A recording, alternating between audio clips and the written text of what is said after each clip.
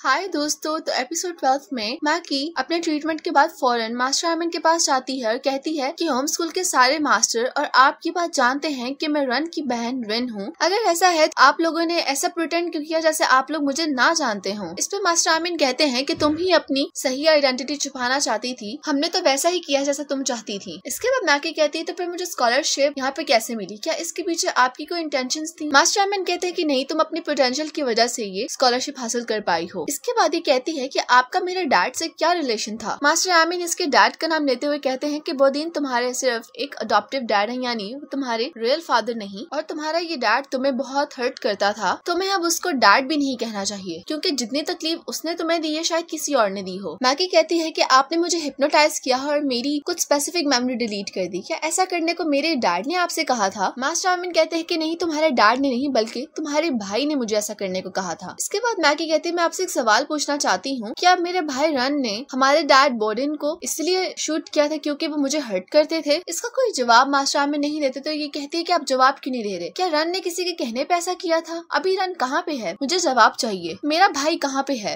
Master Amini कहते हैं कि तुम्हें अभी ये जानने का सही वक्त नहीं है। मास्टर आमिन के रूम से बाहर आने के बाद ये गार्डन में बेंच पे आके बैठ जाती है और जो लॉकेट इसके भाई रन ने इसको दिया होता है उसको हाथ लगाते हुए ये कुछ सोचने लग जाती है। तभी एक फ्लैशबैक दिखाई जाती है जहाँ पर ये बंद कमरे में होती है और वहाँ पे इसे मास्टर आमिन दिखाई देते हैं। ये उनसे पूछती है कि मैं आखिर कहाँ हूँ, तो वो जवाब में से कहते हैं कि तुम ट्रीटमेंट रूम में हो और इसके लिए खाने को एक कपकेक भी लेके आते हैं। तुम्हें डरने की जरूरत नहीं, यहाँ पर मैं तुम्हें ठीक करने में तुम्हारी मदद करूंगा। तुम बीमार हो क्योंकि किसी ने तुम्हारे साथ गलत सलूक किया है और यहाँ पर उसी का ही इलाज हम करेंगे। तुम पहले खा लो और फिर उसके बाद तुम्हारा ट्रीटमेंट शुरू हो जाएगा और फिर उसके बाद तुम्हारी सारी हर्टफुल मेमोरीज गायब हो जाएंगी। फिर इसके बाद अगले सुबह नाई और तिब्बत जंगल में जॉगिंग कर रहे होते हैं। तिब्बत कहता है कि मास्टर चैम्प बहुत ज्यादा ही तेज भागते हैं, हम तो उन्हें कैच भी नहीं कर सके और थक भी गए। किस्मत से लड़कियां पहले ही वापस चलेंगी और ये सारा हार्डवर्क हमें करना पड़ रहा है। नाई कहता है कि अगर व्हाइट मुझे इस तरह से देख लेती तो मैं एम्बेरस होता और वो मुझे टीज करती। तिब्बत कहता है कि तुम्हें क्या जरूरत है, मतलब तुम्हें क्यों अच्छा लगना है ऐसे भागते हुए, वो भी व्हाइट के सामने। नाई कहता है मुझे हर हाल में ही कूल लगना चाहिए क्योंकि मैं उसे पसंद करता हूँ। तिब्बत कहता है क्या तुमने उसे बताया कि तुम उसे पसंद करते हो। तो नाई कहता है एक्चुअली मैंने एक दफा उसे कहा था कि मुझे उस जैसी लड़कियां पसंद हैं, क्या हम इस बात को बताना कंसीडर कर सकते हैं। तिब्बत कहता है ये 50-50 है, इस बात का तो व्हाइट पे ही डिपेंड करता है कि वो इस बात को कैसे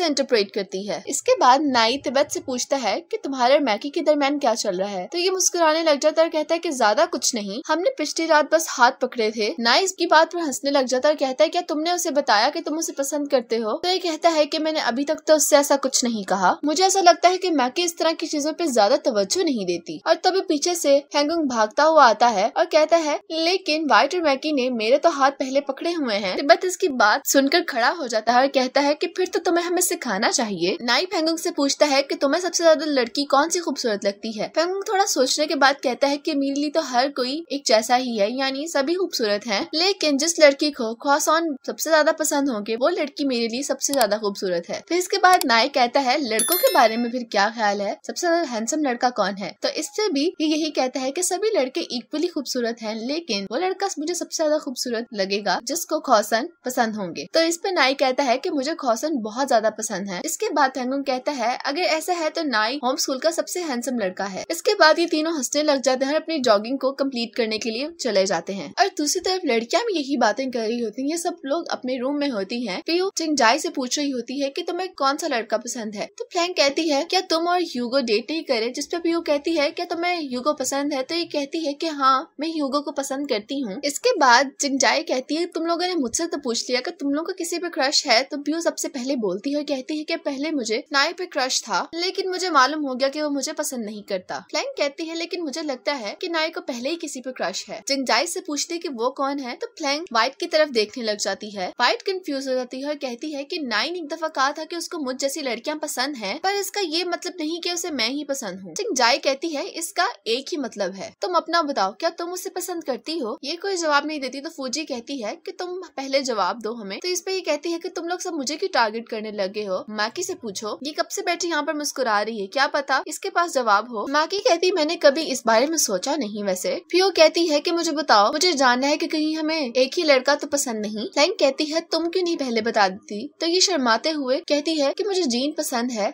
इस पर फूजी कहती है क्या तुम्हारा दिमाग खराब है, तुम्हें वाकई जीन पसंद है। फूजी को तो वैसे हर लड़के से ही प्रॉब्लम है। इसके बाद वाइट फूजी से पूछती है कि तुम बताओ क्या तुम्हें कोई पसंद है। फूजी इसको मुंह खोल के देखने लग जाती है क्योंकि इसको कोई लड़का नहीं पसंद। तो वाइट कहती है मुझे लगता है तुम्हें वो ट्विन भाई पसंद है, मैक और मॉर्क। तो इस पे फूजी मजाक में बात करते हुए कहती है कि हाँ ठीक है, अगर ऐसा है तो फिर उनमें से एक में मैकी को दे दूंगी। ये सब हंसने लग जाती हैं और वहीं से हेडमास्टर यानी आ जाती है और वाकई इनको डांटती हैं और कहती हैं कि ये सब कोई बातें करने की है जो तुम लोग कर रहे हो, और कहती हैं कि तुम लोगों ने जो अपने लिए मास्टर सेलेक्ट किए थे तुम लोगों को उनके पास जाना है और अपनी क्लासेस लेनी है। मैकी कहती है कि हमें ऐसा करना जरूरी है। तो ये कहती है कि हाँ हम तुम लोगों को ट्रीटमेंट प्रोसेस के लिए तैयार कर रहे हैं। फिर इसके बाद ये लोग अपने अपने टीचर्स के पास चले जाते हैं जिनको इन्होंने खुद सेलेक्ट किया था। मास्टर पेपरॉन की क्लास में वाइट, मैकी, नाय और तिब्बत आ जाते हैं और मास्टर पेपरॉन कहती हैं कि तुम लोगों के सामने ये जो कपकेक्स पड़े हैं तुम लोगों को ये खाने हैं। दूसरी तरफ मास्टर प्रसाद की क्लास में मॉर्क और ह्यूगो को उन्होंने कहा होता है कि अपनी अपनी कोई इम्पोर्टेंट चीज लेके आनी, और वो दोनों अपनी कोई बहुत इंपॉर्टेंट चीज उनकी क्लास में लेकर चले जाते हैं। मॉर्क अपनी फैमिली फोटो लाया होता है। मैकी कहती है कि अगर हम ये कपकेक्स ना खाएं तो मास्टर पेपरॉन कहती है कि ठीक है तुम्हारी मर्जी, अगर तुम ये नहीं खाना चाहती तो ठीक है, लेकिन उसकी जगह पर तुम्हारे दोस्त को ही खाना होगा और तुम्हारे हिस्से का ट्रीटमेंट प्रोसेस भी लेना होगा। और दूसरी तरफ हेडमास्टर यानी के साथ फूजी, चिंगजाई और प्यू होती हैं जो कि वुमेन्स की सोसाइटी में क्या मुकाम है उसके बारे में बात कर रही होती हैं और सोसाइटी में किस तरह से औरतों के साथ इनइक्वालिटी दिखाई जाती है ये उस पर बातचीत कर रही होती हैं और अपनी अपनी स्टोरीज को एक दूसरे से शेयर कर रही होती हैं। ह्यूगो अपने भाई का दिया हुआ गिफ्ट लेके आया होता है, कहता है कि भाई ने मुझे गिफ्ट दिया था और ये मुझे बहुत प्यारा है। इसके बाद ये दोनों अपनी अपनी चीजें एक पोर्ट में रख देते हैं और उधर मास्टर डिलेक अपनी क्लास में फ्लैंग और हैंगोंग को पढ़ा रही होती हैं अपने तरीके से। मास्टर प्रसाद इन दोनों की लाई हुई चीजों को आग लगा देते हैं और कहते हैं कि तुम दोनों को माजी की यादों से बाहर आना होगा, और ये सब लोग कपकेक्स खाने लग जाते हैं क्योंकि इनके पास और कोई रास्ता नहीं था। फिर इसके बाद जिस तहखाने में रन होता है वहाँ पर मास्टर पबैन आते हैं इसके लिए खाना लेकर। ये यहाँ पर मास्टर पबैन को देख के कहता है कि मेरे लिए खाना लाने की रिस्पॉन्सिबिलिटी तो मास्टर पेपरॉन की है, आप क्यों आए हैं। मास्टर पबैन कहते हैं कि होम स्कूल एक नया ट्रीटमेंट प्रोसेस शुरू करने वाला है जिसमें बाकी मास्टर बिजी हैं। ये खाना रख के वापस जाने वाले होते हैं कि रन पीछे से इनकी बाजू पकड़कर कहता है क्या आप यहाँ पर थोड़ी देर के लिए रुक कर मेरे से बात कर सकते हैं। मास्टर पबैन कहते हैं लेकिन मुझे मास्टर आमिर ने मना किया है तुमसे बात करने को। रन कहता है हम बहुत कम टाइम के लिए बात करेंगे, जब पहले मैं यहाँ पे पढ़ा करता था हम लोग तब भी कितनी बातें किया करते थे, हमें कितना मजा आता था। मास्टर पबैन इसकी बात मान जाते हैं, कहते हैं मैं बस चंद मिनट ही तुम्हारे पास रुकूंगा। इसके बाद मास्टर पबैन जो खाना लेके आए होते हैं उसमें एक सूप का बॉल होता है, उसे ट्रे से निकाल कर उसमें जो चम्मच होता है उसको बॉल के अंदर ही घुमाना शुरू कर देता है और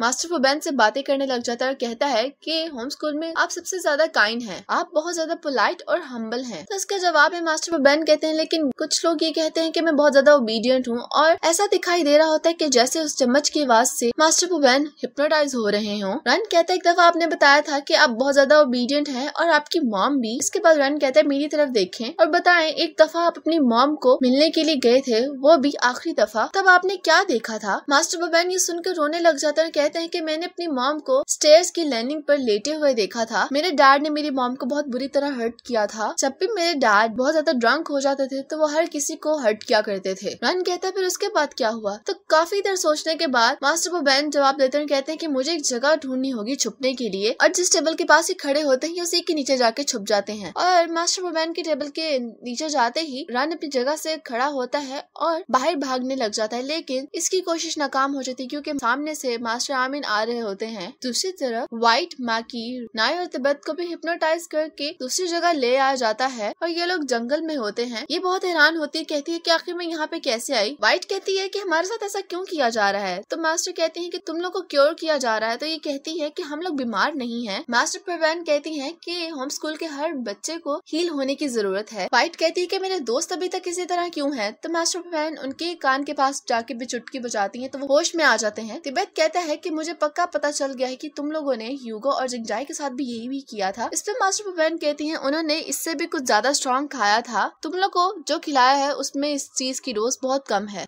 दूसरी जगह मास्टर पबैन के पास बाकी स्टूडेंट्स होते हैं और वो कहते हैं कि मैं तुम लोगों को आज स्वीट जेली दूंगा। ये लोग कह रहे होते हैं कि हम कोई छोटे बच्चे नहीं हैं। तो मास्टर कहते हैं कि तुम लोग इस बात को ऐसे मत लो, ये तो मेरी तरफ से तुम लोग को छोटा सा रिवॉर्ड है बस। और ये सब लोग एक एक करके जेली खाने लग जाते हैं। फिर इसके बाद रात हो जाती है और जैसे ही 12 बजते हैं तो हेडमास्टर यानी लड़कियों के रूम में आती हैं और उस दौरान फ्यू, जिंगजाई और फूजी वो तीनों रोबोट की तरह अपनी जगहों पर खड़ी होती हैं और मास्टर के पीछे पीछे चलने लग जाती जाती हैं और यहीं पर एपिसोड 12 खत्म हो जाती है।